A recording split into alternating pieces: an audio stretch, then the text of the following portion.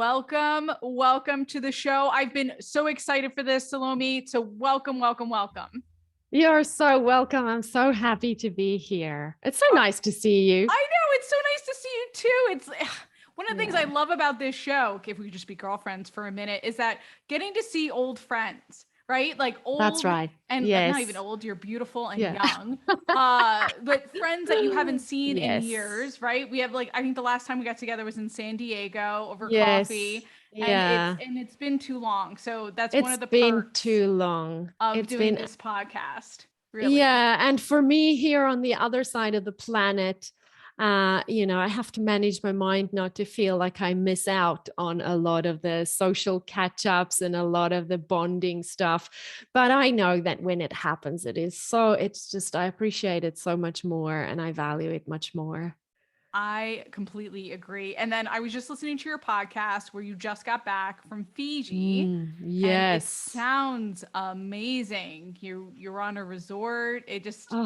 It was you were staying at a Sheraton, you said? Yes. Right? Yeah. So we stayed at the Sheraton Tokariki Island, which is pretty much like when they told us it's about a half-hour boat ride from the mainland. It's more like an hour boat ride from the mainland. Yeah. But once you're on this island, the only thing you can do is lie down by the pool, lie down on the beach, eat, drink, or lie down somewhere else. Like that's pretty much, and the best is free kids club. So my kids are at an age where, I don't need to be in the pool with them anymore. So, when your kids are very little, you're so exhausted, even if you're on holiday, because if they want to swim, you have to swim with them. Yeah. My kids are at the stage where they can swim by themselves. They can pretty much run around with themselves, but then they still come and bother me.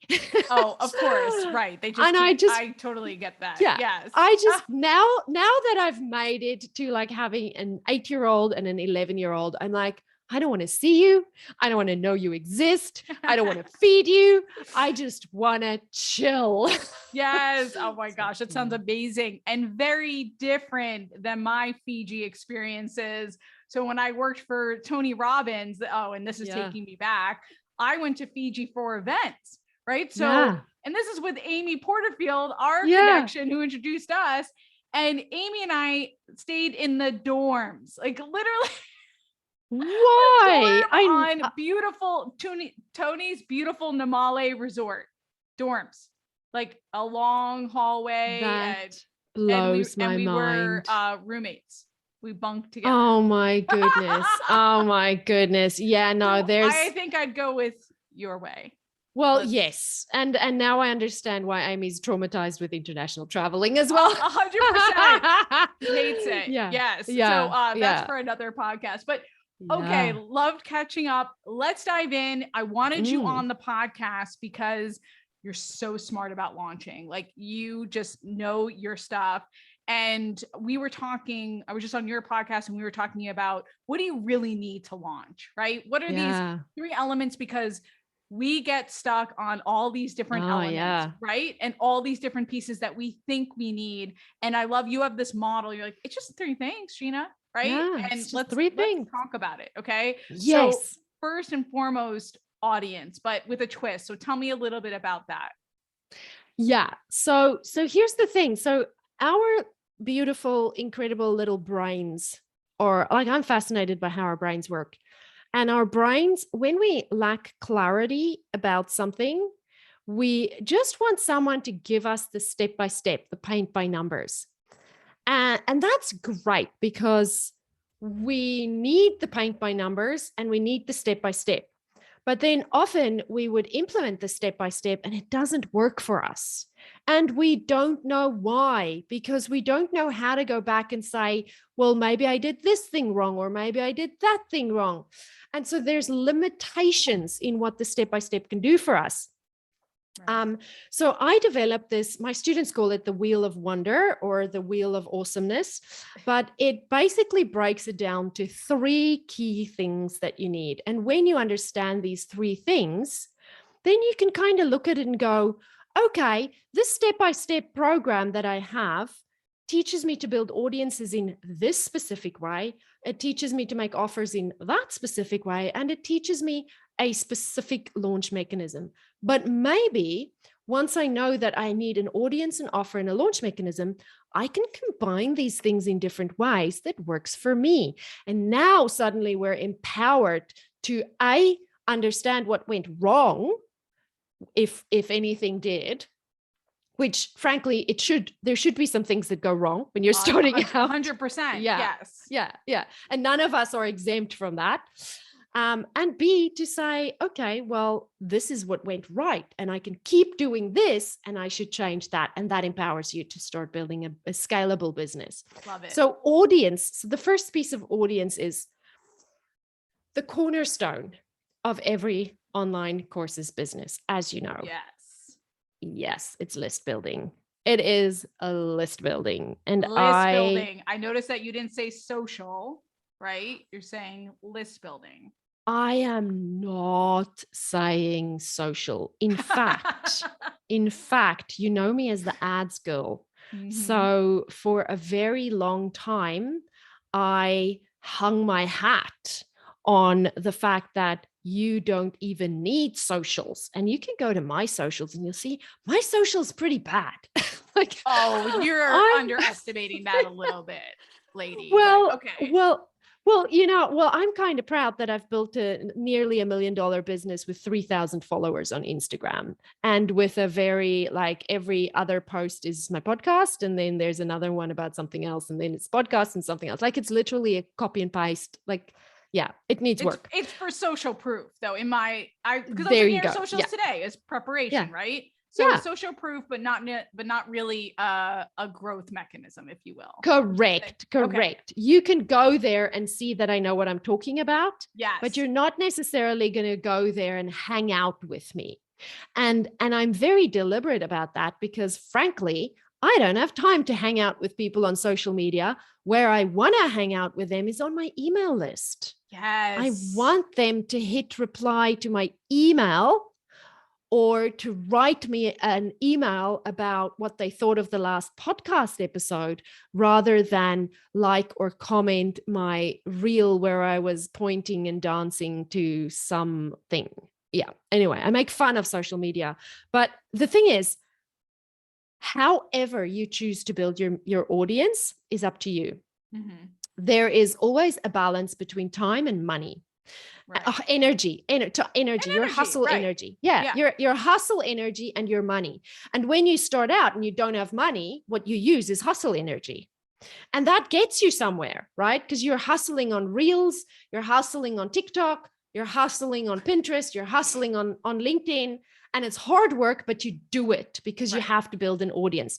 But every single little bit of that energy, every time you exert energy in social media, you need to be asking yourself, how is this building my list? I love that. How is this building my list? How is this building my list?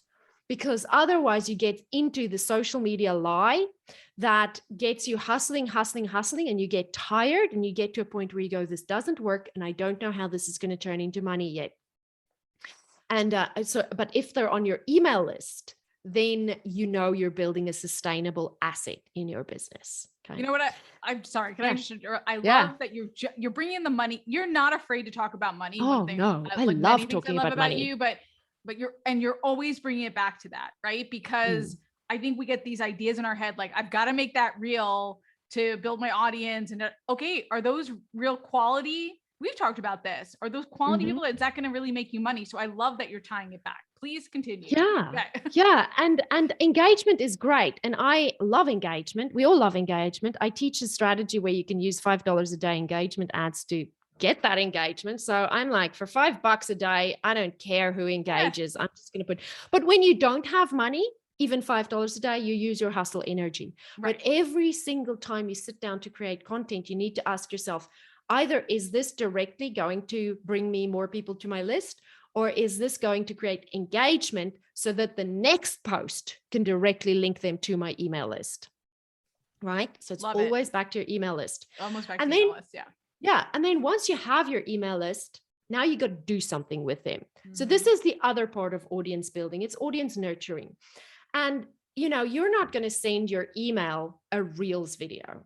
because there's no real value for them in that. This is like kind of, I think of social media is kind of like the wink that the guy would give you in the bar, if we can, like, this is a terrible example, but it's a wink at people. I love this example. Yeah. Yeah. But how many winks can you really have? Like a wink is nice. How effective is it too? Right. Exactly. And how many guys do you want winking at you? Like one or two, yes. But if everyone's winking at you, it's a bit creepy, right? What you really want is you want to go for coffee with a nice guy. Oh, right? I thought you were going to say he's going to like slide me like a shot or a drink down the bar. Yeah, that's what that's like sliding into the DMs is like slide me a shot across the bar. What happens when you get two moms together? We get dirty. We fantasize about men pouring us drinks and sliding it across sending the us bar. whiskey shots across the bar. It's been years. Years. Yes. Yeah. But my husband does bring me coffee almost every day. Oh, so that's sweet. And my husband cooks for me every day. Oh, mine does too. My husband's a great cook. We are lucky. Yeah. We're lucky girls. So yes, to your point, social, it's more surface, right? Like the wink. And the email is more like the whiskey shot. And we and we want the whiskey shot. And we want it from people who like hanging out with us. So if they unsubscribe, let them go. Let them go. And we want people who hit reply to our emails and talk to us and tell us what they loved. And then, so we need some form of content that we send them weekly. And that's where your longer form content comes in. That's where, when you're just starting out, maybe it's just an email you send them. And then that email can turn into a blog post, and that can turn into a podcast, or it can turn into a video blog. But that's your long form content. And that piece matters a lot more than your socials. So I want to challenge anyone to just do a bit of an audit of your energy and see where you're spending your energy in terms of audience building. And is all of your efforts pointing back to your list or nurturing your list? And if all of your energy is going into engagement, you're doing it wrong. You're going to burn out and you're not going to make money. Yeah. Okay. You're preaching to the choir and I love it. Talk to me about the second element, which I talk about getting your offer out there. We talk about that on this podcast all the time. We can't have a course business unless we make offers. Tell me your take on this. Yes. So the second piece of this is an offer. Once you have your audience, you got to give them something that they pay for. And that takes practice. Yeah. And it takes practice to know how to, especially for us natural educators, we want to educate people and we want to give them what we want them to learn. But it's a whole skill to learn how to turn that into an offer that people actually want and that they want to pay for. When you make your offer and you say, here is what I've got, people don't tend to buy. When you spend time listening to your audience and hearing what's behind the pain points that they have and the desires that they have and the reason they're hanging out with you, like, why do you want this thing? If you have this thing, what will it get you? Once you have the result you want, what does your life look like? What do you feel like? And so our offers is all about framing it up in a way that we are showing them that we promise that we can deliver something that they want and something that they desire, that they're willing to pay for. And it takes practice. And I say to my students, because it takes practice, it's often easy to start with a lower dollar offer, and it's often easy to just start with your list. It's a safe space, because this is the guys who are buying you whiskey, it's a safe space. It's a super safe space. Build your list and make offers, and make many offers, and make an offer once a week and get that feedback. Yes. Get that feedback, because what happens with so many people is they spend months and months and months building an elaborate course. They spend weeks and weeks and weeks writing copy and working on this big launch. So upsetting. Yes. And then they put it out there, and everything in their offer is all about what I've got for you. And nobody buys what you have for me. We all buy what I want for me. But it takes practice, particularly for anyone who hasn't had training in marketing or anyone who's a natural teacher, natural born. I'm a natural born teacher. I had to learn to not just give them what I want to give them. So make more offers and make them more often, start small, do it regularly. And it's also going to help you train your brain to get over the fear of failure. Yes, I love this. I love what you're saying about starting small. I just was working with a course creator who it's a companion course. So very low price point, like a 97. And you wouldn't believe all the content that was inside of this course that she was about to give away for $97. I was like, you're going to cut this in half. Because she wanted to then upsell to her signature course or write a bread and butter. I was like, you're not going to have anything left. You're going to completely saturate them. When putting out that offer. So start small. Love that. Okay. Talk to me. Yeah. Talk to me about this third piece, because then we have to figure out a way to sell it. Right. So we've got our audience, we've got our offers, and then what? Yeah. So then we get to the funnel or the launch mechanism. Okay. You can kind of use these things interchangeably. But a funnel basically is anything where you are moving a lot of people through different gates until some of them get to a point where they take the action you want to take. I'll say that again. So you start with a lot of people, and you strategically and purposefully move them through gates, metaphorical gates. Yeah, I like the gates. Okay. Yeah. Yeah. To a point where some of them get to your desired endpoint. Now, that desired endpoint can be buying your course, or it can be downloading your lead magnet, or it can be ascending to your one-on-one coaching services. Okay, I love it. And so it's kind of like an onion. Within your business, you'll have multiple funnels, like this phenomenon shows up everywhere. A lot of people, few do something, a handful end up doing the thing you want them to do. And it's always the launch mechanism or the funnel that you're going to choose in your business is related to the price point of your offer. Okay. Just like you wouldn't take a bazooka to a knife fight, right? You wouldn't bring a webinar to a $97 offer. Oh, please don't. Okay. Yeah. So there's different launch mechanisms or different funnels that works best for different offers. Yes. So maybe you start small with a $47 offer that you put on in an email sequence. Yep. There's very low touch, very low energy. You don't have any hustle energy going into it. You don't have to talk to anybody. Your email sequence of 5 or 7 emails does all the heavy lifting, and you can sell it with an email sequence. Now, I personally believe you can sell anything up to like $240 just with an email sequence. I agree. Yeah. Yes. And then you move from, let's say, $240 to $500. Now you might need to put in a little bit of extra energy because the price point's a little bit higher. People will need a little bit more relationship with you to trust you to that level. So they might need to move through a few more gates.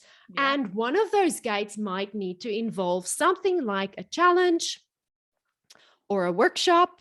Yep. Or a 5-day something, or something touch small. Point. So your gates are touch points. Correct. Yes. Okay. Got it. They're conversion points. The gates are conversion points. Yeah. Okay. They're something that you can measure how many people took this action. Got it. Okay. Yeah. So you can measure how many people signed up for your webinar. That's a gate. That's a touch point. Yep. You can measure how many people showed up for your webinar. It's a gate. It's a touch point. Yeah. You can measure how many people bought your course on the webinar. That's a gate. Okay. I love this. I want to pause for a moment because I think sometimes especially newer course creators feel like when they launch, it's kind of this it's not abstract, but it's nebulous. Yeah. Right. And you and I live in metrics land. Yeah. And if we hear about a failed launch, I say, well, what's your numbers look like? Yeah. So I think as much as possible, let's not make it this nebulous piece, right? Yes. Yes. Yes. It is a journey. It's a story that unfolds. And just like a story has chapters. Yes. And if you jump to chapter 3 without reading chapter 1 and 2, you're not going to know where you're at. Love that. But if you take an audience on a story's journey through different chapters, and you can write down how many people read chapter 1, how many people went on to read chapter 2, and then how many read chapter 3. And in chapter 4, it was the climax of the story, and that was my webinar, or that's where I made my offer. How many people heard it? How many people went to the sales page? How many people actually converted? It's taking that audience on a journey, and along the journey there are what I call gates, but it's like you say, it's touch points. It's a number that can be measured, how many people took this action. So if we can move them through these things, then we get to a point where we can say, okay, well, at the top of this thing, at the front end, I put $1,000 in. Mm-hmm. At the bottom, I got $2,000 out. And I can measure how many people I needed to put in at the top and what the actions were that they took until I got to how many people bought my course at what price point for me to make $2,000. And now you have data of how these three things come together, how your audience engaged with your offer as they moved through your funnel. And those three things are the only three things you can control: your audience, your offer, and your funnel. You can control those things when you understand how they work synchronistically together and you're tracking that data. And so then if you're taking someone's course and they're teaching you their unique method for a 5-day challenge, and you realize, oh, maybe a 5-day challenge is not the best way to sell a $30,000 coaching program, you go, okay, I had the wrong launch mechanism. That's right. I need something else. Yeah. And match it up. That. And you always match the dollar value to the amount of energy that you're going to need to provide. So I think from 500, I feel like webinars become realistic from about $1,000. I don't love webinars for less than $1,000. I agree with you. Yeah. I know there are people who use webinars effectively for price points less than $1,000. But you have to have you're putting all that effort into it. Like you talked about your hustle energy. Yeah. I wouldn't recommend it. I think challenges are good for over 1,000 as well, depending on the depth and breadth of the challenge. Yeah. And then what's your max on a webinar? 3,000. 3,000. Okay. I feel like you can sell up to 3,000 on a webinar. And then after that, it becomes webinar and booking a call. Okay. Yeah. We are very aligned. Yeah. Yeah. So, you would think we've studied this stuff, right? You would think we've been doing it for a little while. Okay. Love these 3 pieces and 3 mechanisms, like sold. Love it. I want to talk a little bit more about launching, because I know, and this overwhelm word, I feel like has such a bad connotation, but let's be honest, first time course creators like lose their minds over launching and all the steps. Like, what do you say to that when you're just feeling completely overwhelmed or lost in all the pieces? Oh, well, I would firstly say you're not alone. Yeah. I would say you are not alone. I can't even tell you how overwhelmed I was when I started. So just take a deep breath and know that you are exactly where you need to be. And if you're not feeling overwhelmed, you're probably not doing it right. Yeah, because there's so many. Yeah, I love that. There are so many people. And I think the second thing that I would say is everything you're going to do in your launch is going to come back to understanding the pain your ideal customer is in and the desires they have. And so if you spend time getting super clear on the pain that they're in and the language they use to describe it, and the desires they have and the language they use to describe it, from that point on, everything else builds out. So you're going to write your copy for showing them you understand their pain, showing you have a solution for them, and showing them there's a desired endpoint. You're going to build your webinar to show them you understand their pain, show them you have a solution, and show them what the endpoint is. You're going to create your social media content to show them you understand their pain, show them you have a solution, and show them there's an endpoint. And when you know that, and you understand that that is the message that goes through everything you do, it might be easier to sit down and go, okay, well, I have to create social media content, and I have to create emails, and I have to create a webinar, and I have to create ads, and I have to create, what else? Connect all the tech and, all the affiliates, of influencers, collaborations, media. Yeah. Right? So there's so much, but just my advice to anyone is just start small, build your list, make small offers, learn to understand the language your ideal customer use to describe their pain and their desire.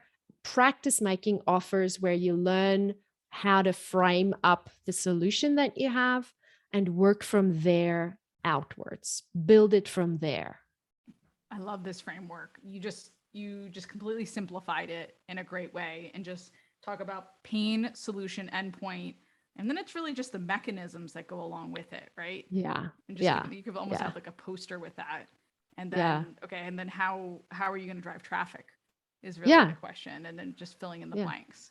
So I love that. Yes. Yeah. And and you know what, that when you understand that there's this myth that exists, and I blame Facebook ads managers, of which I am one, but I blame Facebook ads managers for distributing the lie that all you need is some ads to make money. Oh, we don't talk about that. Oh my gosh. No, or Facebook ads managers that say, well, you just needed more people and then it would have made money. And I go, no, never, ever think you're just going to throw money at ads to make more money. Ads do not make you money. It's funnels that makes you money. It's offers that makes you money. So in my 6-week accelerate, we don't even talk about ads. Yeah. I said, I actually don't recommend it first time out. No, I agree. Yeah. And well, I'm the Facebook ads manager. I know, and you say that. So I love that. Yeah. Because I just feel like you have to build, and you build. Yes. Pete Schulte. You build warm. You build warm. Yes. You I build... talked about Pete Schulte, who didn't even, or like a third launch she did, or fourth launch, she finally did ads. Like, I love that phased approach. You love that phased approach, right? I do. Yeah. Yeah. Yes. It's so good to hear you say that. Oh yes. And I am the first person to say it's ads managers that spread that rumor. It's ads managers that spread that lie. It's also there's also a belief that all you need to know is your earnings per lead, and then how much. So then people make money from their email list, from the social media, and they attribute that. They say, well, I spent $0 and I made this, so my earnings per lead is great, so I'm just going to whack some ads on and then I'm going to get the same result. But people who are still in the bar winking at you behave differently when you propose to them than people with whom you've been in a relationship with for months and months. Yes. So build it from the bottom up, build it warm, launch it warm, get comfortable, launch. That is the secret to not donating your money to the Mark Zuckerberg fund. Oh, love it. On that note, tell us where we can learn more from you, because the education cannot end here. Oh, fantastic. Well, I have a podcast called The Shine Show. So good. So anyone can listen to The Shine Show, and they can learn about the podcast at my website, which is shineandsucceed.com. Perfect. Thank you so much. I know you're a busy lady, just got back from vacation. So appreciate you being on, Salome. Thank you, Gina. I love it. And I love your audience. And I just want to tell them all to go build your course, get it out there and make a difference in the world. Love it. Listen in. Thank you. Bye.